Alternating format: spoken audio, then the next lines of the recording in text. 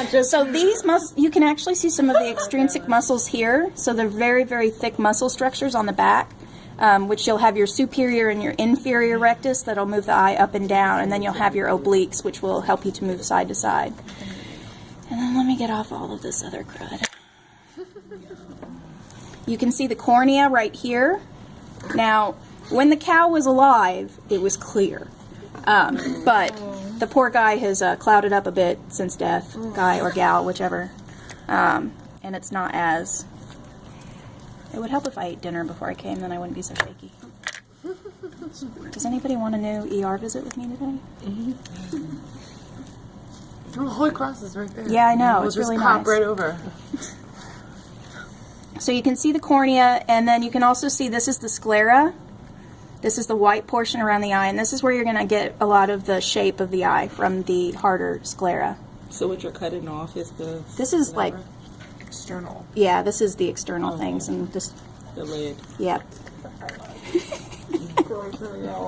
Yeah, those people were. So you can see the extrinsic muscles. This right here is actually your optic nerve.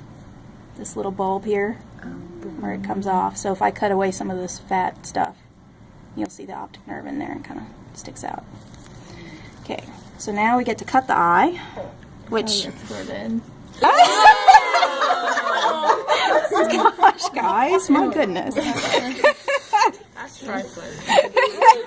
Sorry about that. I really couldn't handle it though. So you can see that the vitreous humor is really thick and jelly-like, and it'll just like... I just heard great. So this is the vitreous humor. I actually cut it in half. It's jelly-like. And then here is our lens. And these here are ciliary suspensory muscles, and these are going to be helping to stretch and release the lens for distance or close vision. The black thing around. Yeah. So these are little muscle attachments that came off when I hafted. The jelly stuff is the vitreous really inside. The vitreous humor inside the vitreous cavity. Thanks for narrating. No, I'm being serious.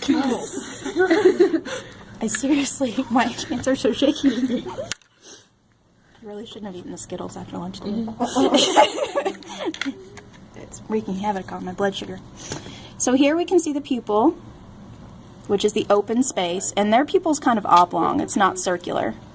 And then here we can see the iris, which is, if I were to take off the cornea, you would be able to see the iris a little bit better, but the overhang is going to be your iris, well, the cow's iris, that is. And then what we have here is called the ora serrata, and that's going to be a pigmented portion around the eye that's going to lead to the muscles that are going to attach to our lens. And then on the back you see this here, and this is actually the retina.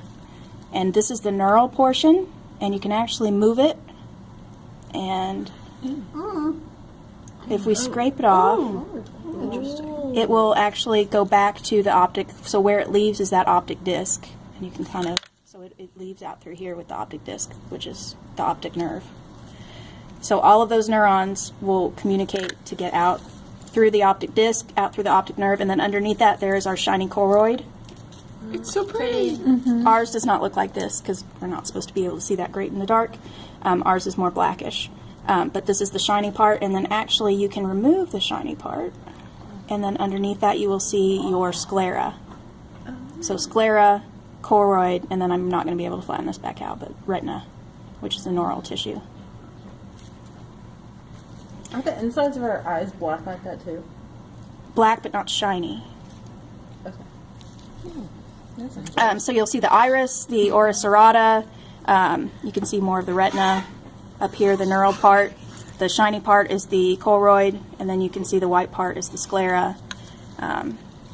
Here you can see the retina, or not the retina, the cornea. And then you can see some of the suspensory, or some of the muscles on the outside. And you should be able to see the optic nerve